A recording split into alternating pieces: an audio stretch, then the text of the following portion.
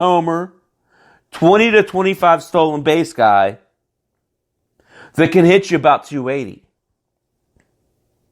The ceiling for him in his prime is a 30 to 35 homer guy and a 25 to 30 stolen base person. This is someone that if you're in a format where you can store these guys and he's available because he just really took off last year, you should grab him now. I feel the same way about Carlson as I do about Kelenic. This is a guy who could be a top 10 pick next year or the year after.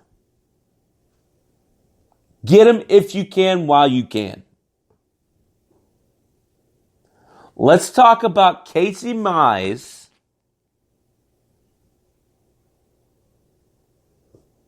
and Matt Manning. I want to talk about them together. I like both of these pitchers. They're both first-round draft picks. They both have a boatload of talent. Mize was drafted in 2018 out of Auburn. He went 6-3 with a 3.20 ERA, a 1.11 WHIP, and 76 Ks over 78.3 innings pitched at Double-A last year. We all remember his no-hitter in his debut. His K rate in Double-A was 23.5%. That's 1 out of every 4 batters he's striking out. But if you're not digging deep enough, just like we talked about Kyle Tucker and Jordan Alvarez last year, don't sleep on Matt Manning. Matt Manning is a year younger than Casey Mize. He went from A+ to Double-A last year. And I'll pose this question to you guys. Who debuts first? Manning or Mize? Let me read you Manning's numbers. First off, he was the 9th overall pick in the 2016 draft. He gets to fly under Mize's radar. He doesn't have as much pressure on him. He's been healthy. He's not had one injury in the minor leagues. You're right, Malpal. It is about Mize's shoulder. I'm not saying I don't like Mize, but I'm building this case. Manning was drafted out of high school in California. He pitched at Double-A Erie last season and carried an 11-5 record with a 2.56 ERA and 148 Ks over 103 innings pitched, 133 innings pitched. I think they bring both of these guys up pretty closely because the Tigers are going to stink. But I think Manning has jumped back over Mize in the pecking order of this organization's prospect depth chart. I think Manning gets the first opportunity. But I like both of them, Vic. I know you're a Mize guy. We're getting a little deeper now, guys. These are the fun guys to talk about. And we're into hour 2. By the way, like I said, I'm going to go as long as I flipping want because I'm a bachelor tonight. I'm drinking Basil's Hayden and I'm talking prospects. What else could a man ask for? Let's talk about a 23-year-old right-handed pitcher out of Toronto. Let's talk about Nate Pearson. He's a 4-pitch pitcher, and he just happens to have a 100-mile-an-hour fastball. In AAA last year, he only made 3 starts, But batters hit 185 against him. In those 3 starts, he had 15 strikeouts to just 3 walks. I look for Nate Pearson to be in the conversation for Rookie of the Year this year. This year.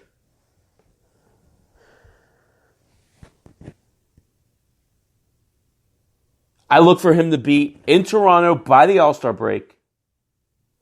And I look for him to be pretty consistent all year long. I think Toronto is a much improved team. I look for him to go 9-5.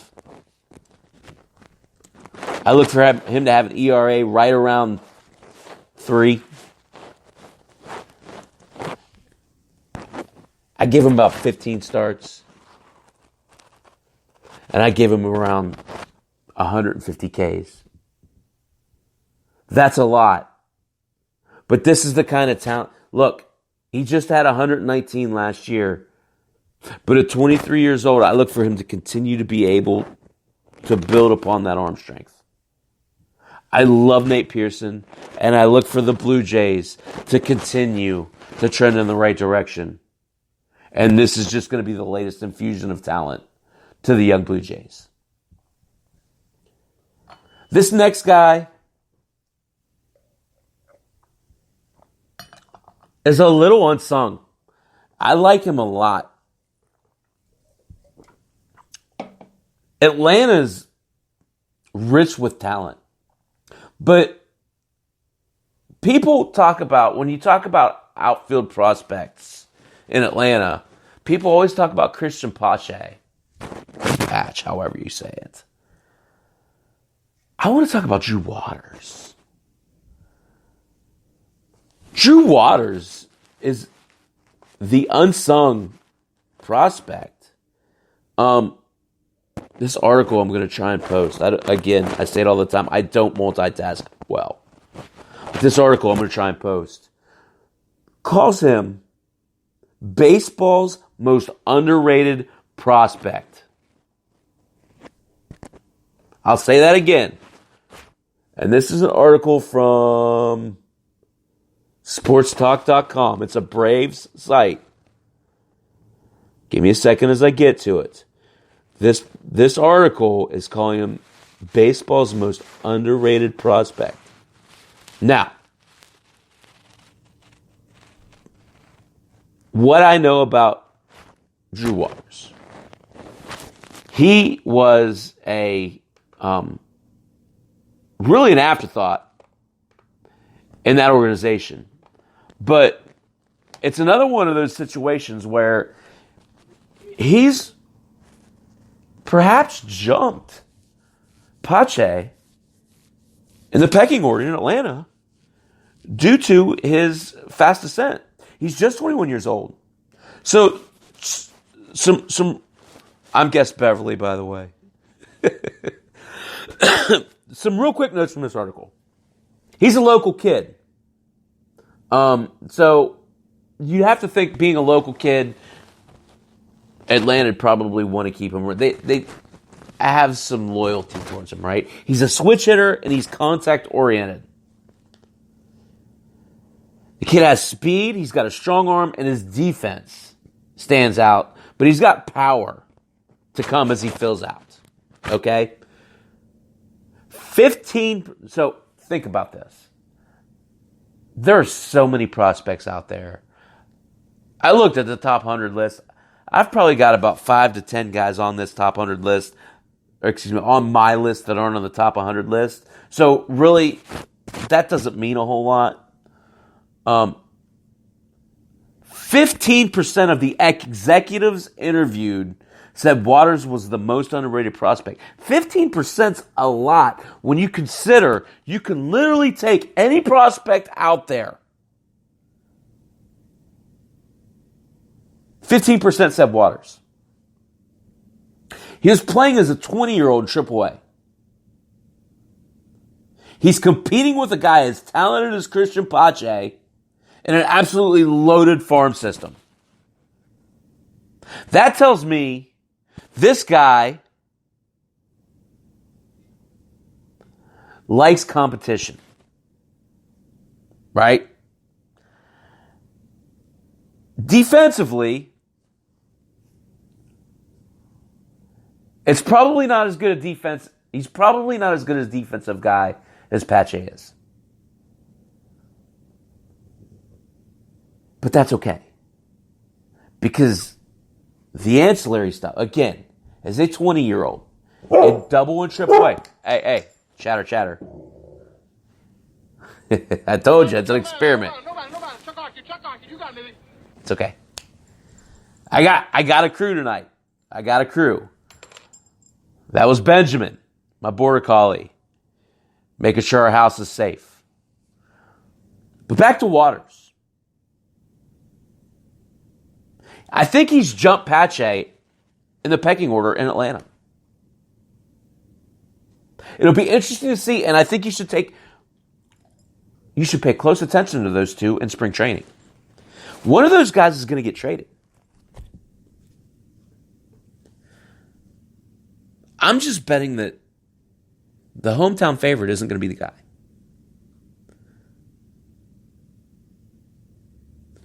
Either way, whoever wins this job, they've got a real opportunity to be up in Atlanta around the All-Star break. Both of these guys have plus speed, although it could use some polishing. But this guy has the potential to steal 20 to 25 stolen bases in his prime. He stole 16 last year at double and triple A. I like Waters over Pache. That's my point. Okay? And it's not that I don't like Pache. Pache is the best defensive center fielder that the Braves have. Ender Inciarte has won 3 Gold Gloves. Pache is a better defensive center fielder than Inciarte. It's not close, guys.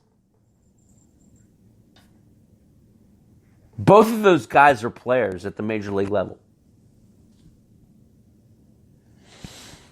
So we've talked about our guys that are going to help us this year. We've talked about some of our Super 2 type guys. I call this next section 2021 Daydreaming.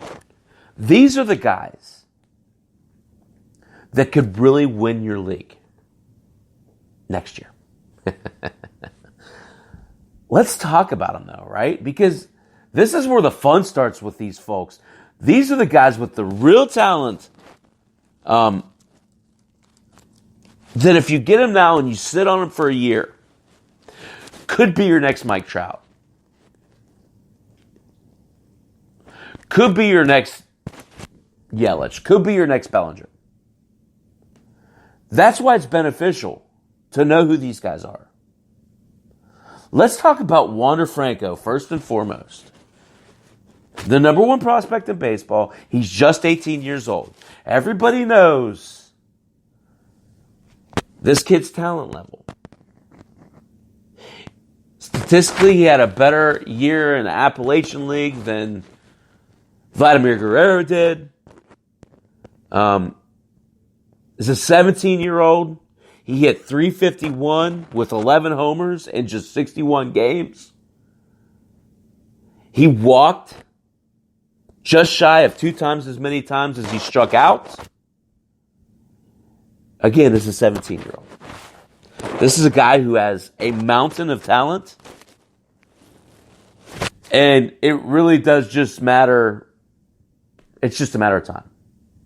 At A and high A, 114 games, he hit .327. 9 homers and 18 stolen bases. The one red flag about Franco for me is, of those 18 stolen bases, he got caught stealing 14 times. He has elite speed, but his decision making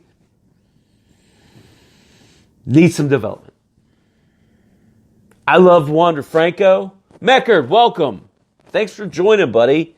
But Franco is a generational type player. On top of that, he plays Shortstop,